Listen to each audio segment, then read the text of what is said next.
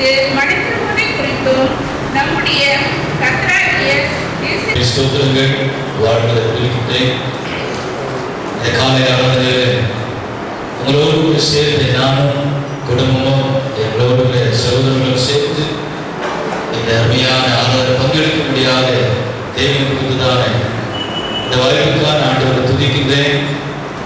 விசேஷமாக உங்கள் சபையின் ஆயிரக்கணக்கான போதர்களுக்கு நன்றி சொல்கிறேன்.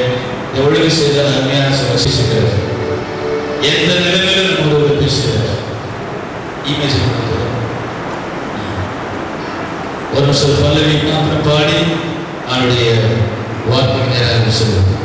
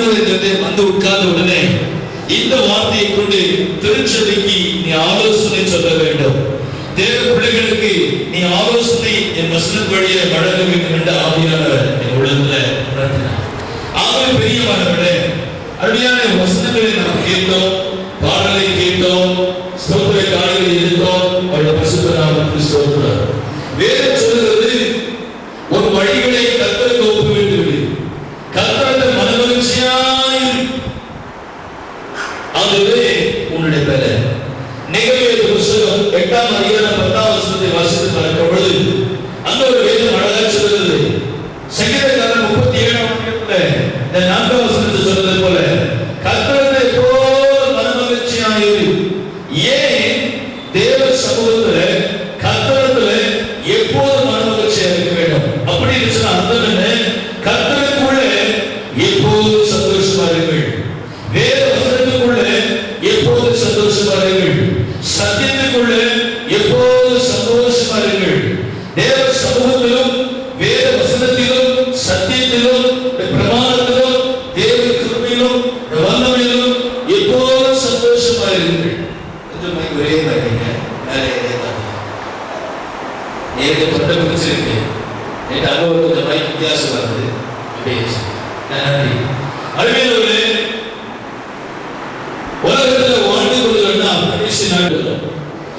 பார்த்தாலும் சஞ்சலம், எங்க பார்த்தாலும் வேதனை, எங்க பார்த்தாலும் வியாதி. பாருங்க, எங்க பார்த்தாலும் இந்த கடைசி நாட்ல பாவம், கொடுமை, சாபம், வேதனைகள், வியாதிகள், எங்க பார்த்தாலும் ஆக்சிடென்ட், எங்க பார்த்தாலும் திடீர் ஹார்ட் அட்டாக், எங்க பார்த்தாலும் கிட்னி ஃபெயிலியர், எங்க பார்த்தாலும் மரணம், எங்க பார்த்தாலும் கொலை, எங்க பார்த்தாலும் கொடுமையான சூழ்நிலைகள் இந்த உலகத்தில் நிறைந்திருக்கிறது. இப்படிப்பட்ட காலத்துல ஒரு ஆவிக்குரியவர், ஒரு விசுவாசி, திருச்சபை மக்கள், தேவ பிள்ளைகள், நீங்களும் நானும் எப்படி இருக்கிறேன்?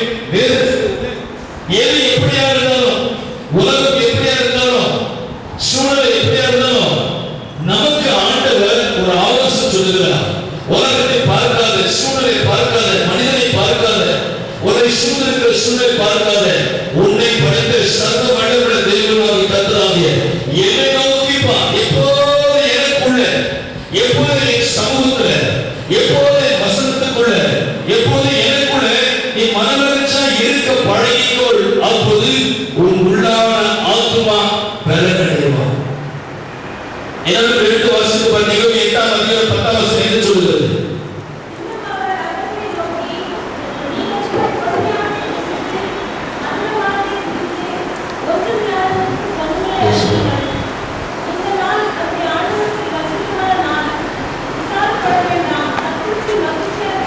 கர்த்தருக்குள்ளே சந்தோஷமா இருப்பது. குறிப்பிட்ட நேரத்தில் முடிக்கிறேன். கர்த்தருக்குள்ளே எப்போது மனமகிழ்ச்சியாய் இருப்பது, கர்த்தருக்குள்ளே வேத வசனத்துக்குள்ள, அவருடைய சமூகத்துல, ஆலயத்துல, அவருடைய பிரசன்னத்துல, அவர் ரத்தத்துல, தேவ கிருபையில என்ன வந்தாலும், எத்தனை பிரச்சனை வந்தாலும், எத்தனை போராட்டம் வந்தாலும், எவ்வளவு வியாதி வந்தாலும், எவ்வளவு சாபக்கேடு வந்தாலும், எத்தனை நெருக்கம் நொறுக்குதல் வந்தாலும், எத்தனை கொடுமையான சூழ்நிலை சூழ்ந்து கொண்டாலும், ஆண்டவர் சொல்றாரு, நீ எனக்குள்ள, என் சமூகத்துல, என் பிரசன்னத்துல, என் வேதத்தின் சத்தியத்துல மனமகிழ்ச்சியா சந்தோஷமா இருக்க பழகிக்கொள். அப்படி சந்தோஷமா இருக்கிறது, அப்படி சந்தோஷம் எனக்குள்ள இருக்கிறது, அதுதான் உன்னுடைய பலன். ஒரு விசுவாசி பலன் பணத்தில் அல்ல, ஒரு விசுவாசி பலன் படிப்பில் அல்ல, ஒரு விசுவாசி பலன் தன் சொந்த ஞானத்தினாலும் அறிவிலும் அல்ல, ஒரு விசுவாசி பலன் தனக்கு உண்டான ஆஸ்தி, ஐஸ்வர்யம், சொத்து, சுதந்திரம் அல்லவே அல்ல. உன்னுடைய பலன், உங்களுடைய உண்மையான பலன், உன் ஆத்மா உண்மையான பலன் எப்போதும் என்னவானாலும் சரி, எப்போது கிறிஸ்துக்குள்ள, சத்தியத்துக்குள்ள, பிரமாணத்துல சந்தோஷமா இருக்க பழகுவது, அதுதான் உங்களுடைய வல்லமையான பலன். தேவன் சொல்லுங்க, அருமையான தேவ பிள்ளைகளே, கர்த்தருக்குள்ள சந்தோஷமா இருப்பேன். இப்போ ஒரு பிரச்சனை வந்தும் சில சொல்லலாம், இந்த மனுஷனுக்கு, இந்த சகோதரிக்கு, சகோதரிக்கு மரணம் வந்தது, குடும்பத்தை இழப்பு வந்தது, வியாதி இருந்தது, சாபம் இருக்கிறது, நஷ்டம் இருக்கிறது, பலவிதமான போராட்டம், குடும்பம் எப்போது சண்டை, சச்சரவு, எப்போது கோபம், எரிச்சல் இருக்கிறது. ஆனால் எத்தனையோ பிரச்சனை இருந்தோம், எப்படி சகோதரி இவ்வளவு சந்தோஷமா இருக்கிறாங்க, எப்படி இந்த சகோதரன் இவ்வளவு சந்தோஷமா இருக்கிறாங்க என்று சில நேரம் நாம் கேட்கிறோம். வேதத்துக்கு பதில் சொல்லுகிறது, எந்த ஒரு மனுஷன் மனுஷி எப்போது சந்தோஷமா இருக்க பழகி கொள்கிறார்களோ அதுதான் அவங்களுடைய பலன். அருமையான சில பிள்ளைகள், சில தேவ பிள்ளைகளை பாருங்கள், சின்ன பிரச்சனை வந்தா சொல்லுவாங்க, ஒரு தலைவர் வந்தாவே கோயில் வருதல, என்னங்க சிஸ்டர் ஆலயத்துக்கு வரல, ஏன் ஆலயத்துக்கு வரல, மனசு பேஜாரு, மனசு சரியில்லை, வியாதி, மனசு சரியானால வந்தா கோயிலுக்கு வரணும். ஏன்னா மனசை ரிப்பேர் பண்றவர் ஆண்டவர். மற்ற ஒரு வாட்ச் ரிப்பேர் ஆயிட்டா வாட்ச் கடைக்கு கொண்டு போகலாம். ஒரு வாகனம் பழுது போய்விடுமானால் அது பழுது பார்க்க கொடுத்து போகலாம், கொடுத்து எடுத்துக்கொண்டு போகலாம். ஆனால் ஒரு மனசு, ஒரு உள்ளான மனுஷன் ஆத்மா வேதனை அல்லது பலவீனம் ரிப்பேர் ஆச்சுன்னா எங்கேயும் இல்லை, இந்த ஆத்மாவை படுத்த ஆண்டவருடைய சமூகத்தை வரணும். ஆகவே பிரியமானவர்களே, வேதத்தை வாசித்து பார்க்கிறோம், ஒரு மனுஷனுடைய பலன், உங்களுடைய பலன் உதாரணமா பேர் வச்சு என்னுடைய பலன் என்ன வந்தாலும் சரி, I am able to face, நான் எல்லாரும் சகிப்பேன், சவாலை சந்திப்பேன், எல்லா சூழலையும் மனரம்யமாய் கர்த்தருக்குள்ள சந்தோஷமா இருப்பேன். இதுதான் உங்களுடைய பலன். பைபிள்ல தான் சொல்லுகிறது.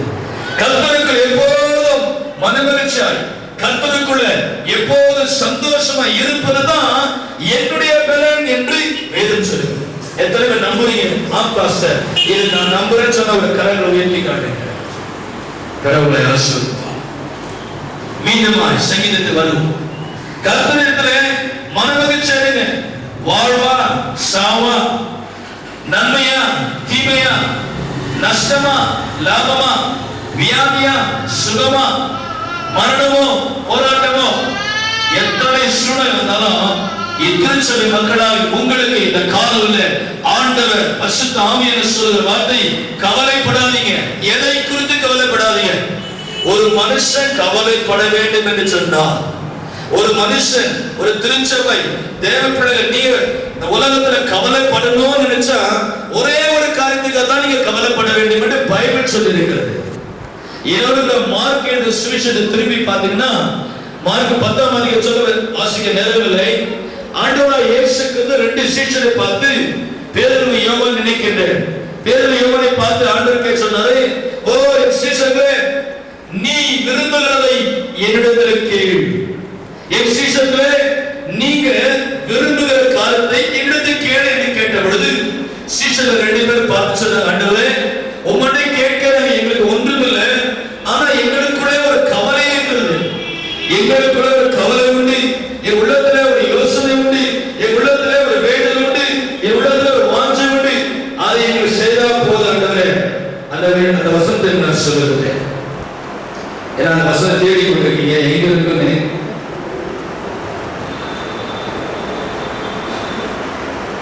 மார்க் சுவிசேஷம் 10ஆம் அதிகாரம் வசனம் 34, 5, 6, 36 வருஷம்.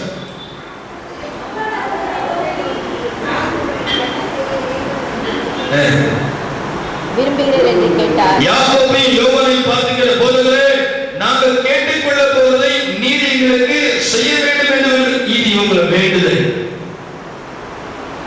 கர்த்தரை மனமகிழ்ச்சியாயிரு, அப்போது ஒரு இருதயத்தை மீண்டு பெறுகிறார். இதுதான் இந்த காலவெளி ஆண்டவர் பேசிக்கொண்டிருக்கிறார். அருமையான தேவப்பிள்ளைகளே, இங்க எல்லாருக்கும் ஒரு வேண்டுதல் உண்டு. இருக்குதா இல்லைங்களா? எல்லாருக்கும் வேண்டுதல் உண்டு. உலகத்தில் பிறந்த அவன் கிறிஸ்தவனோ, கிறிஸ்தவ நல்லா இருக்கணும், எந்த ஜாதிய பாஷையோ, எந்த மதம் இருந்தாலும், எந்த மார்க்கம் இருந்தாலும், இந்த பூமியில பிறந்த எல்லா மனுஷனுக்கும் மனுஷிக்கும் உள்ளத்துல ஏதோ ஒரு வேண்டுதல் கட்டாயம் இருக்குது. ஏதோ ஒரு விண்ணப்பம் கண்டிப்பா எல்லாருக்கும் இருக்குது. பிசாசுக்கே ஒரு வேண்டுதல் இருந்தது.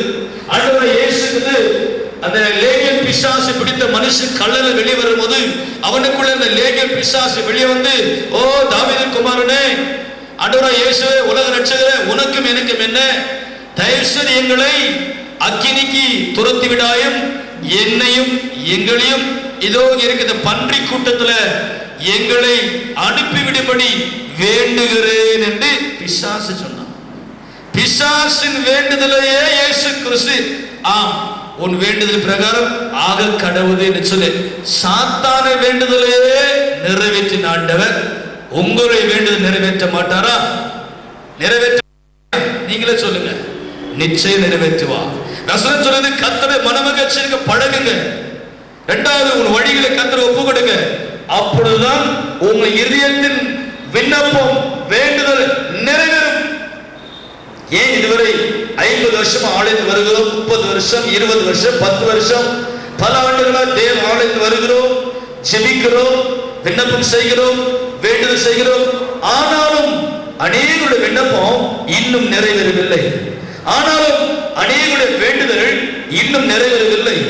ஆனாலும் அநேகருடைய ஜெபமும் விண்ணப்பமும் வேண்டுதல் இன்னும் நிறைவேறவில்லை. காரணம், அவனுடைய இருதயத்தின் வழிகளையும் அவன் இருதயத்தின் வேண்டுதலையும் தேவ சமூகத்தில் ஒப்பு கொடுக்க வேண்டிய பிரகாரமாய் இன்னும் ஒப்பு கொடுக்கப்படவில்லை. அதற்கு உதாரணம் தான் சொல்லுகிறேன். இது யாக்கோபையும் யோவானும் ஆண்டவரை பார்த்து வேண்டுதல், ஆண்டவரே எங்க இருதயத்தில் வேண்டுதல் ஒன்று, அந்த வேண்டுதல் தான் என் கவலை. என் கவலை தான் என் வேண்டுதலாய் மாறிவிட்டது. என்னுடைய வேண்டுதலே கவலையா இருக்கிறது. என் கவலையே ஒரு சமூக வேண்டுதலா இருக்கிறது. அந்த வேண்டுதல் என்ன சொல்றாங்க? அப்போது இயேசுவை நோக்கி, நான் உங்களுக்கு என்ன செய்ய வேண்டும் என்று விரும்புகிற 36 வாசிங்க. மறந்துட்டீங்களா? ஒருத்தர் மைக்ல வாசிங்க சிஸ்டர். இயேசு யாக்கோபையும் யோவானையும் பார்த்து, உங்களுக்கு என்னப்பா செய்யணும்? உன் கவலை என்ன? உன் வேண்டுதல் என்ன? இப்போது சொல்லு.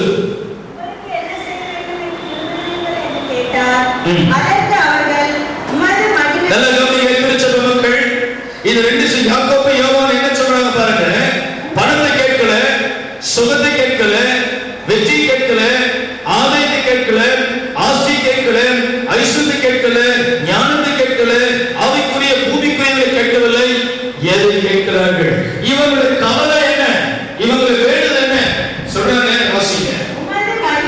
ஆண்டவரே ஒவ்வொரு மகிமைன்னு சொன்னால் கர்த்தராகிய இயேசு கிறிஸ்து பிரதான தூதர் சத்தத்தோடு தேவ எக்காலத்தோடு வானத்திலிருந்து இறங்கி பூமிக்கு வரப்போகுது. நடு வானத்திலிருந்து வரப்போகுது. மகிமையோடு சகல வல்லமையோடு சகல அந்த அபிஷேகத்தோடு அடுத்த பயங்கரமான ஒரு ஆரவாரத்தோடு உங்களுடைய மகிமை பிரசன்னத்தோடு பூமிக்கு இறங்கி வருகிறேன் அல்லவா? அந்த மகிமையில நாம ரெண்டு பேரும் எங்கேயோ ஒருவன்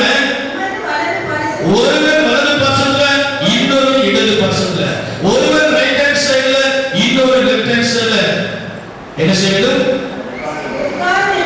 உட்கார்ந்திருக்கும்படி எங்களுக்கு நீ அருள் புரியும், கிருபை தாரும், தயவு தாரும், இரக்கத்தை தாரும். இதுதான் சீஷனுடைய கவலை. இதுதான் சீஷனுடைய வேண்டுதல். என்ன வேண்டுதல்? இந்த வருகையில பூமிக்கு வரும்போது தயவு செய்து எங்களை கைவிட்டு விடாதீரும். சமயம் தாயே, தகப்பனே, என் அன்பு சகோதரி சகோதரி, இன்னைக்கு உங்களை பார்த்து ஆண்டவர் கேட்கிறார்.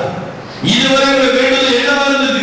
பலருக்கு நான் வேண்டுகிறோம், வெறும் நான் நல்லா இருக்கணும், நான் குடும்பம் நல்லா இருக்கணும், மனைவி, பிள்ளை, வீடு, வாசல், படிப்பு, சுயமாகவே ஜெபிக்கிறோம். மாம்சத்துக்குரியவர்கள், வெறும் பூமிக்குரியவர்களே வேண்டி வேண்டி வேண்டி கவலைப்பட்டு கலங்குகிறோம். இவர்களோ பூமிக்குரியவரை கேட்கவில்லை, பரலோகத்துக்குரியவர்களை, வருகைக்குரியவர்களை, மேன்மையை, வானத்துக்குரிய மகிமையான மேன்மையான கேட்கிறார்கள். இந்த சீஷோட கவலை என்னமா? ஆண்டவரே, நானும் யோவானும் யாக்கோபுமாகிய நானும் ஒருவரும் வருகையில உம்மோடு கூட வெளிப்படுறோம். உங்களுடைய வருகையில ஒருவன் வலது பரிசு, இன்னொரு இடது பரிசு.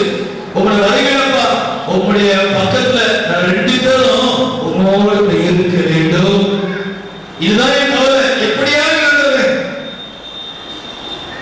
இந்த பூமியை ரட்சிப்பை எழுதிவிடக்கூடாது. நீ கொடுத்த கிருபை, ரட்சிப்பை, விடுதலை நான் இழந்துவிடக்கூடாது. ஆண்டவரே, நீ கொடுத்ததான விசுவாசத்தை இழந்துவிடக்கூடாது. நீ கொடுத்த ஜெப வாழ்வை இழந்துவிடக்கூடாது. நீ கொடுத்த பரிசுத்தத்தை இழந்துவிடக்கூடாது. நீ கொடுத்த கிருபைகளை இழந்துவிடக்கூடாது. எப்படியாவது என் பரிசுத்தத்தை நல்லா கவனிங்க, என் பரிசுத்தத்தை காத்துக்கொண்டு, என் ரட்சிப்பை காத்துக்கொண்டு, என் அபிஷேகத்தை காத்துக்கொண்டு, நீ கொடுத்த எல்லா தாளங்களையும் கிருபைகளையும் வரங்களையும் பலனையும் எல்லாவற்றையும் காத்துக்கொண்டு, எனக்கு நீ கொடுத்த தரிசனத்தை, திருச்சபையில் கொடுத்த தரிசனத்தை, ஊழியத்தின் மேல தரிசனத்தை இழந்துவிடாம, எப்படியாவது நான் கைவிடாம உங்களுடைய வருகையில ஒவ்வொரு கூட இருக்கணும். இதுதான் என் கவலை. என்னைக்காவது நீங்க ஜெபம் பண்ணிருக்கீங்களா? அப்படி உன் கவலை என்னமா? வீட்டில் பாஸ்டர், ரேஷன்ல, கல்யாணம், வேலை கிடைக்கல, இதே தானே. சாவல கல்வனைக்கு இடம் கிடைக்கல, அது கவலையா? வேதம் சொல்லியிருக்கிறது, இந்த சீஷர்கள் பூமிக்கு ஒன்றும் கேட்கவில்லை. அது எப்படி நான் வர வேண்டும்? காரணம், உண்மை போல வேதத்தில் வசனம் ஆகாய பறவை பாருங்க, அறுக்கிறது இல்லை, விதைக்கிறது இல்லை, சேர்த்து வைக்கிறது. அவைகளே போஷிக்க வல்லமுள்ள தேவனா இருப்பாயனா, உண்மை போலவே எங்களை உருவாக்கி எங்கள் எல்லா தேவையை சந்திக்க ஏற்கனவே வல்லமுள்ள தேவன். இந்த சீஷர் கவலை ஒரு வருகிற உமோடு நான் இருக்கணும். நான் கைவிடப்பட நரகத்துக்கு போகக்கூடாது, நரகத்துக்கு போகக்கூடாது, வழிகளை இருக்கணும், இதுதான் என் வேண்டுதல், இதுதான் என்னுடைய கவலை என்று ஜெபித்தார்கள். இதற்காக தான் கவலைப்படணும். நான் சொன்னேன், பூமியில் எதுக்குமே கவலைப்பட வேண்டிய அவசியம் இல்லை. காரணம், நமக்காக எல்லாவற்றையும் கொடுக்கிறதும் கொடுத்து கொண்டிருப்பதும் இனி கொடுக்க போகிறோம். நமக்காக உங்கள் அழைத்தவர் உண்மையுள்ளவர், உங்களை உண்டாக்கினவர் இன்றைக்கு ஜீவனுள்ளவர், உங்களை தெரிந்து கொண்டவர் இதுவரை நடத்தினார், இனியும் நடத்துவார். அல்லேலூயா.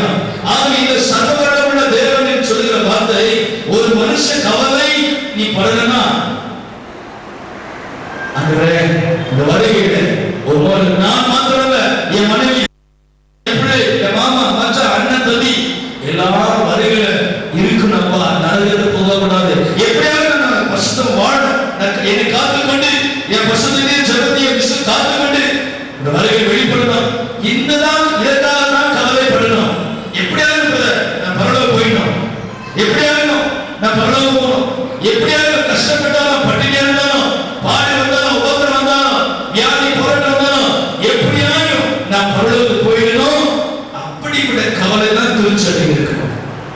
இரண்டாவது கவலை, ஐயோ ஜனங்கள் அழிந்து போகிறார்கள், ஐயோ உலகம் அழிகிறது, இந்த ஜனமெல்லாம் ரட்சிக்கப்பட வேண்டுமே, ஆத்ம பாரத்துக்காக கவலைப்படணும்.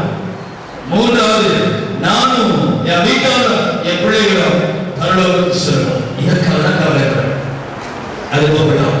வாசிகள் இந்த வேண்டுதல், இப்படிப்பட்ட வேண்டுதல் நிறைவேறும் சொன்னா இந்த காலத்தில் ஆவியானவர் சொல்லுகிறார், கர்த்தருடைய மனமகிழ்ச்சியாக இரு. இப்போ வாசிங்க. இயேசு அவர்களை நோக்கி 37 சங்கீதம், கர்த்தருடைய மனமகிழ்ச்சியாக இரு, உன் இதயத்தின் வேண்டுதலை உனக்காக செய்வார்.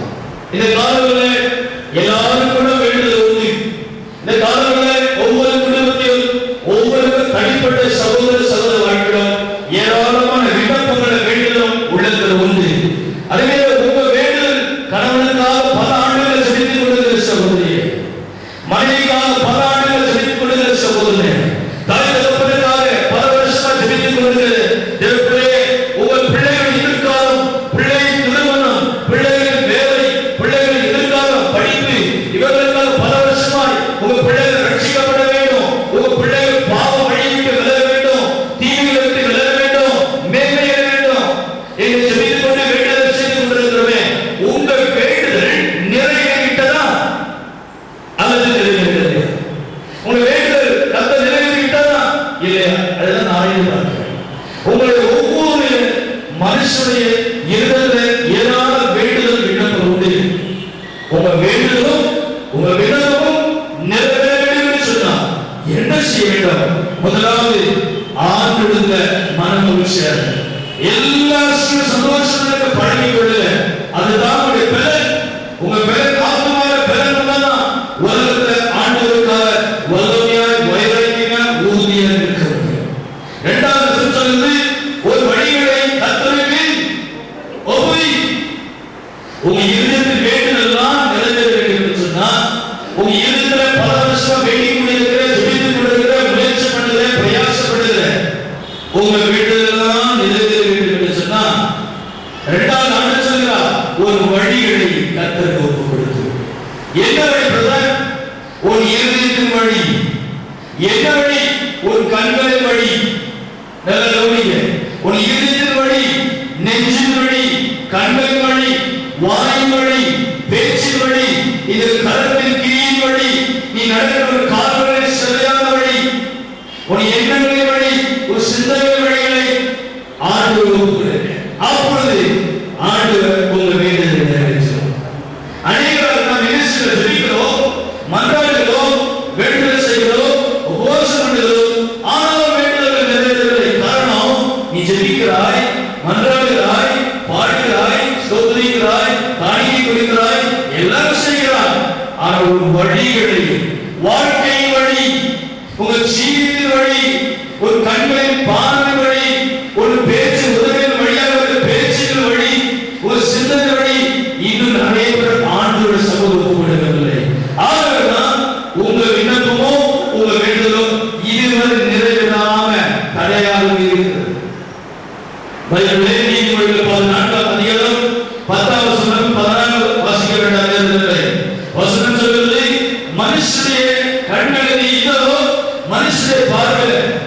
மனுஷன் கண்கள் இந்த உலகத்துல அநேக வழிகள் மனுஷன் முன்பாக இருக்கிறது.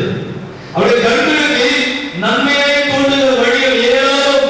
ஆனால் எல்லா வழியும் போய்விடாதீர்கள். திருச்சபையே, திருக்குறையே வசனம் சொல்லுது, எல்லா வழிகளும் முடிவு அழிவும் பொல்லாது. ஒரே வழி வேத வசனமாகிய வழி, இயேசுவான வழி, சத்தியமான வழி. இந்த வழியில உங்க வாழ்க்கையை ஒப்பு கொடுத்து பாருங்க, உங்க காரியம் நடக்கும். உங்க வழிகளை சங்கீதக்காரர் சொல்கிறார், தேவனே என் வாயின் வழிகளுக்கு காவல் கொள்ளும். என் வாயின் வழி, பேச்சு வழி காவல் கொள்ளும். ஒன்றை மாற்ற உதாரணம் சொல்லுகிறேன் நேரங்களே. இரவு சேர்ந்து யோபு புத்தகம் 31ஆம் அதிகாரம் 1ஆம் வசனம் குறித்துக் கொள்ளுங்கள். இரவு சேர்ந்து யோபு புத்தகம் 31ஆம் அதிகாரம் 1ஆம் வசனத்தை வாசித்து பாருங்கள். யோபு என்ற பக்தன் ஒரு அருமையான ஒரு உடன்படிக்கையை பண்ணுகிறார். என்ன உடன்படிக்கை? தன்னுடைய கண்களின் வழிகளோடு உடன்படிக்கை பண்ணுகிறார். எழுத்து வேகமாக வாசிங்க. யோபு சொல்கிறார், ஆண்டவரே என் கண்களோடு ஒரு உடன்படிக்கை பண்ணி இருக்கிறேன். அந்த உடன்படிக்கை என்ன? நான் ஒரு கண்ணிலே எப்படி நினைவாயிருப்பேன். அதோட அர்த்தம் என்ன பிரியமானவர்களே? யோபு சொல்றாரு, ஆண்டவரே இந்த முழு சரீரத்திற்கு, இந்த முழு சரீரத்துக்கு, ஆத்மாவுக்கு, ஆவிக்கு, சரீரத்துக்கு வழியே என் கண்ணு தான். யோபு சொல்கிறார், கண்களே வழி.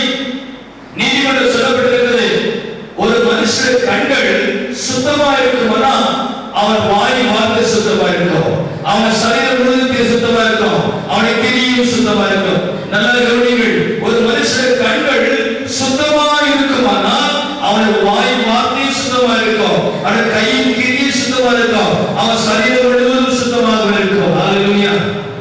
இந்த காலத்தில் யோபு சொல்கிறாரு, அதாவது கண்ணுனா உங்க இருதயத்துக்கு டோர். இந்த கண்ணா உங்க ஆத்மாவுக்கு வழி, ஆத்மா ஆவிக்கு சரீரத்துக்கு வழி இந்த கண்ணுதான். ஆகவே ஆராய்ந்து பார்க்கிறார், இவர் ஆராய்ந்து பார்க்கிறார், ஆண்டவரே என் கண்கள் உமக்கு நேராக இருக்கிறது, இந்த கண்களின் வழி நான் உம்மை ஒப்புக் கொடுக்கிறேன். கவனிக்கிறீங்களா? யோபு சொல்றது, என் எல்லாரும் சரீரத்துக்கு மிக முக்கியமான இருக்கிற ஒரு வழியை கண்டுபிடித்து விட்டேன். என் ஆத்மா கரைப்படாதபடிக்கு, என் சரீரம் கரைப்படாதபடிக்கு, என் ஆவி கலங்கி கரைப்படாதபடிக்கு இருக்க வேண்டும் என்று சொன்னால் அதற்கு முக்கியமான வழி எதை என்று கண்டுபிடித்து விட்டேன். அது என் கண்களின் வழி. இன்றைக்கு என் கண்களின் வழி, என் பார்வையின் வழி உம்மண்டை ஒப்புக் கொடுக்கிறேன். என்ன சொல்ற? இப்ப உடன்படிக்கை பண்ணுகிறார். என்ன உடன்படிக்கை? இனி என் கண்களின் வழியாக, என் கண் பார்வை வழியாக எந்த ஸ்திரியை நான் பார்க்க மாட்டேன் என்று தேவனோடு உடன்படிக்கை பண்ணுகிறார். ஒரு வழிகளை ஒப்புக்கொடு என்பதற்கு யோபு நல்ல உதாரணம். இவன் யார்? உத்தமனாய் வாழ்ந்தவன், சன்மார்க்கமாய் வாழ்ந்தவன், தேவனுக்கு பயந்து வாழ்ந்தவன், தீமையை விட்டு விலகினவன், பொல்லாப்பை ஓடினவன். ஏராளம் ஆடு மாடுகள், 3000 ஒட்டகங்கள், 7000 ஆடுகள், 500 ஏர்மாடுகள், 500 கழுதைகள், சீமான ஐஸ்வர்யமான வாழ்ந்தவர், தேவனுக்கு பயந்து வாழ்ந்தவர். இவர் சொன்னாரு, என் கண்களோடு ஒரு உடன்படிக்கை பண்றாங்க. இது கண்ணின் டிஸ்டர்ப் இருக்குது, இது கண்ணின் வழி, பார்வை வழி எனக்கு ரொம்ப தொந்தரவா இருக்குது. இதுதான் வழி. என் ஆவி ஆத்மா சரீரம் கெட்டு போவதற்கு, அசுத்தமடைவதற்கு, பாவம் செய்வதற்கு இந்த கண்ணின் வழி ரொம்ப முக்கியமா இருக்குது. ஆகவே என் கண்களின் வழியில் ஒவ்வொன்றை ஒப்புக்கொடுக்கிறேன். சங்கீதக்காரர் சொல்றாரு, என் நாவின் வழி, என் வாயின் வழி, என் நாவுக்கும் என் வாய்க்கும் ஒரு காவலை போட்டாங்க. என் வாய் வார்த்தை எப்போதும் பிரியமா இருக்கட்டும். இந்த வாய் வீணான காரியங்களை பேச வேண்டாம், பெருமைகளை பேச வேண்டாம், குறைகளை பேச வேண்டாம், கடினமானதை பேச வேண்டாம், மற்றவருடைய இதயத்தை குத்துறவாய் பேச வேண்டாம்.